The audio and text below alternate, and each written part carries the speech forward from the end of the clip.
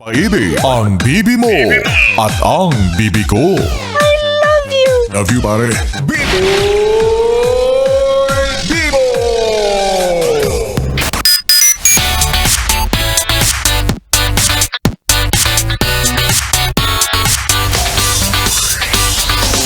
Yes, friend!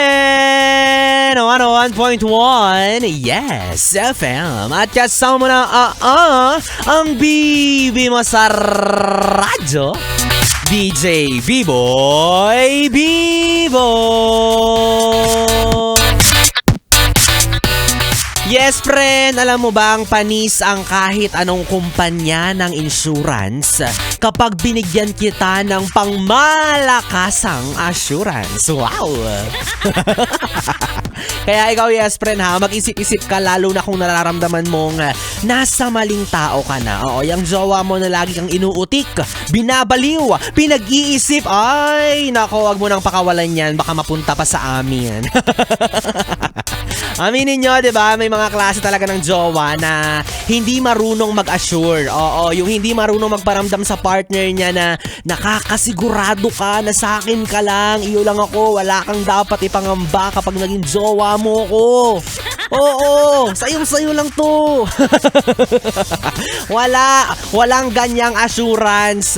Buti pa nga yung isang butika, 'di ba? Sabi nila sinisigurado nila tayo na yung mga gamot nila laging bago. Samantalang ikaw, yung jowa mo, alam mong may mas tendency makahanap agad ng bago kapag ayaw niya na sa'yo. Wala ka dyan!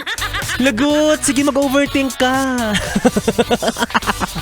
Alam niyo mga yes friend, tandaan nyo lagi na isa lang naman talaga yan sa mga responsibilities natin bilang jowa, di ba? Ang siguraduhin ang peace of mind ng ating partner. Lalo na kapag alam mong lapitin ka, di ba? Maraming nagkakagusto sa'yo. Oo, parang si B-Boy Bibo. Ano ka dyan? Opo, lapitin po talaga ako. Lapitin talaga si B-Boy Bibo ng mga nag-aalok ng insurance. Akala nila ang dami-dami kong pera. Pues, i-assure ko po kayo na hindi kayo sure. Wala akong pera masyado. Sapat lang para hindi ako mamatay. Kainis. Well, at least, 'di ba? Wala man akong maraming pera, i-assure naman kita na poprotektahan kita kasi ikaw ang kayamanan ko. Ganon, 'di ba? Ganon mag-assure, may kasamang pagkanta. 'Di ba? Ikaw ang aking treasure, kumbaga sabi nga ni Bruno Mars. At syempre, bilang ikaw ang aking treasure, bibigyan kita ng proteksyon. Kaya dapat sa'yo, binabaon. Kainis. Wala na ba si yes, friend? Speaking of kayamanan, kung gusto mong madagdagan ng iyong kaperahan, ako, eto na ang hinihintay mo. Yes, FM, it's your birthday. Yes, FM, it's your birthday. Yes, friend, lakasan mo na ang volume ng radyo mo dahil baka birthday mo na ang babanggitin ni DJ B-Boy Bibo. Kaya naman eto na, kung ikaw ay pinanganak noong... May pa-drum roll yan, wait lang. May pa-suspense pa yun, no? O ikaw, yes, friend, kung ikaw ay pinanganak noong October 1978, oy!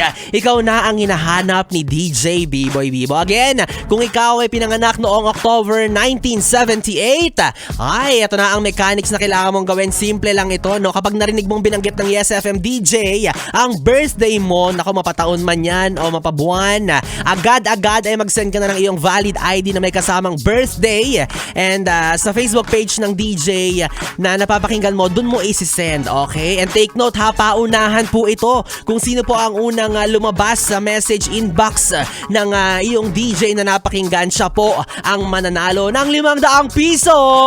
Grabe, diba? Saan ka makakakita ng 500 piso? Hindi mo na basta-basta mapupulot yan. At syempre, meron tayong kadagdagang mechanics.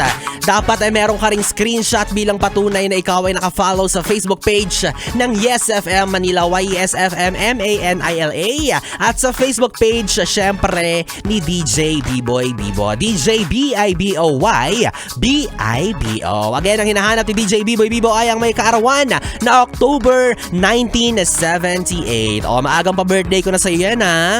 Happy birthday! Send na di! Wala naman si yes, friend. Ako na ang iyong kapiling DJ B-Boy Bibo para sa ating BB Time hanggang mamayang alas 12. Dito pa rin at dito ka lang sa istasyong No Problem, ang 101.1 Yes FM. Yes FM! 101.1